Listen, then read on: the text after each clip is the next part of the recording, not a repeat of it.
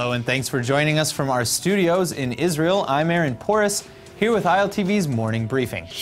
Marking Memorial Day, Israelis across the country are today gathering in military cemeteries to pay respects to their fallen friends and family. 2 sirens sound on Memorial Day every year, once for a minute on the eve, and again for 2 minutes on the day of. Today's siren will sound at 11 a.m., bringing the whole country to a halt as people stop driving, walking, speaking, to stand and bow their heads. This year, we commemorate 23,646 members of the Defense Forces and 3,134 victims of terror in Israel's history. Then, immediately following the siren at 11:02 a.m., the official ceremony for soldiers at Jerusalem's Mount Herzl will begin. President Rivlin, Prime Minister Netanyahu, Chief Rabbis Yosef and Lau, as well as many other top-ranking members of the government and the military will attend and likely speak. They'll be joined by the families of fallen soldiers. A separate ceremony for victims of terror will follow at 1 p.m.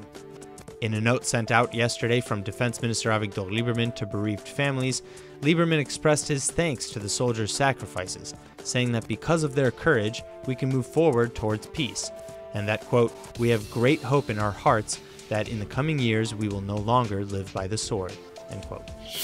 Israeli Defense Forces opened fire upon 5 Palestinians along the southern Gaza border this morning. In a statement, the I.D.F. confirmed targeting the group as at least one of them was armed, and that the I.D.F. had injured at least 3 of the 5. Further, an unnamed source speaking to Walla News reported that the suspects were attempting to plant an explosive on the border fence. This is far from the only attempt in recent weeks to damage, destroy, or infiltrate the fence to get into Israel, especially since Hamas's 6-week-long March of Return, which 3 weeks in has just been marked by violence. Palestinian protesters have been shown burning massive amounts of tires to obscure Israeli forces' line of sight, but also polluting the environment, throwing Molotov cocktails, shooting, throwing rocks, and more. Tens of thousands in Gaza have joined in, and at least 31 have been reported killed in Israeli return fire, though most of the 31 have been identified as members of various terror organizations like Hamas and the Palestinian Islamic Jihad. Now, aside from the supposed peaceful sit-in on the Gaza border, several thousand more Palestinians have gathered in the West Bank and Gaza for an annual march in support of Palestinians in Israeli jails. Roughly 6,500 Palestinians are currently imprisoned by Israel, the vast majority of whom are there for nationalistic terror-related incidents. In related news, Hamas leader Ismail Haniyeh has just announced that Hamas is ready to negotiate a prisoner exchange with Israel. He said, quote, "We in Hamas are ready to start negotiations to achieve a deal through a third-party mediator," end quote. But also that the day will come when the occupation will pay the price and release our prisoners, end quote. And therein lies the dilemma.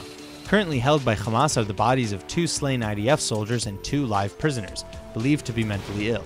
But in exchange for these 4, Israel is expected to release hundreds of terrorists from Israeli prison, whose rate of recidivism in the past has been exceptionally high.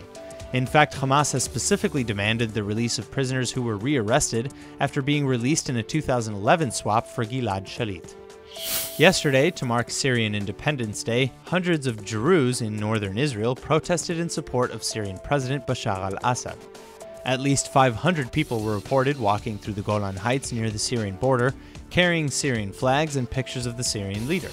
They also chanted things like, "Bashar defeated the terrorists," in reference to recent battles with Western forces.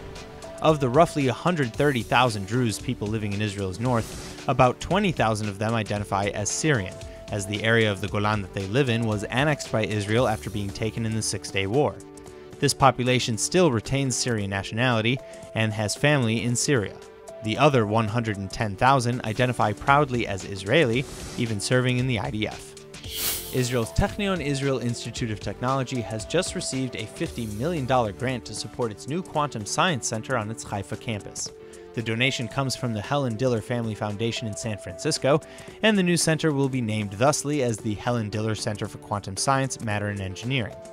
According to the TECHNION, this incredible gift, quote, "will strengthen the TECHNION's position as a world leader in quantum science and engineering by providing the means for new faculty recruitment, establishing new infrastructure, seed funding for research and development, and educating a new generation of engineers with a mastery of quantum mechanics," end quote.